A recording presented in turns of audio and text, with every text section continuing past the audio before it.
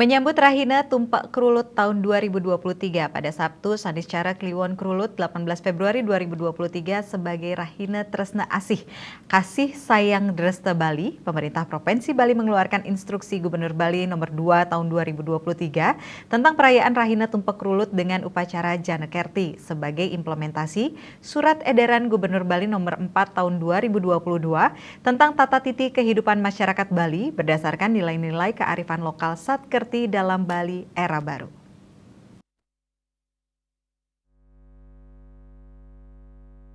Sebagaimana tersurat dalam lontar Prakempa dan Aji Gurnita Otonan Sarwa Tetanduran agar dilaksanakan pada Rahina Tumpak Krulut. Gubernur Koster mengatakan pada Rahina Tumpak Krulut umat Hindu memuja Dewa Iswara dalam manifestasinya sebagai Dewa Keindahan untuk memohon Warunugraha agar kita terus-menerus diberi kesenangan dan kebahagiaan lahir batin dalam menjalani roda kehidupan.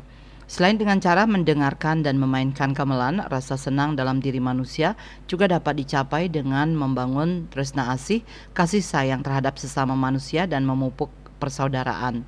Oleh karena itu, Gubernur Koster mengimbau dan mengajak seluruh komponen masyarakat Bali seperti instansi vertikal di Bali, Wali Kota, Bupati Sebali, Majelis Desa Adat Sebali, pimpinan Lembaga Pendidikan Sebali, Perbekal dan Lurah Sebali, Bendesa Adat Sebali, organisasi kemasyarakatan dan swasta Sebali, Yowana generasi milenial, serta seluruh masyarakat Bali untuk merayakan Rahina Tumpak Krulut secara niskala dan skala.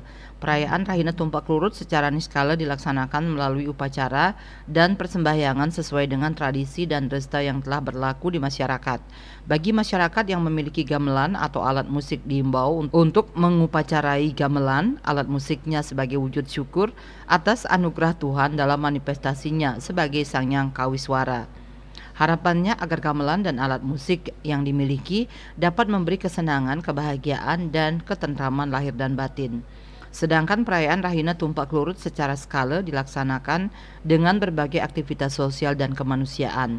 Di antaranya seperti kunjungan sosial ke panti asuhan, panti werda, rumah tahanan, dan atau rumah sakit, melaksanakan donor darah, memberi bantuan kesehatan kepada masyarakat miskin, hingga menggelar dan menonton pertunjukan seni, musik, tari, drama, teater untuk membangun hubungan harmonis antar sesama manusia. Dapat juga dilakukan dengan saling memberi ucapan kasih sayang lewat berbagai media, saling memberi berkirim bunga, souvenir dengan menumpahkan kasih sayang antara anak dengan orang tua, guru dengan murid, atau sesama teman, sahabat, dan pasangan hidup.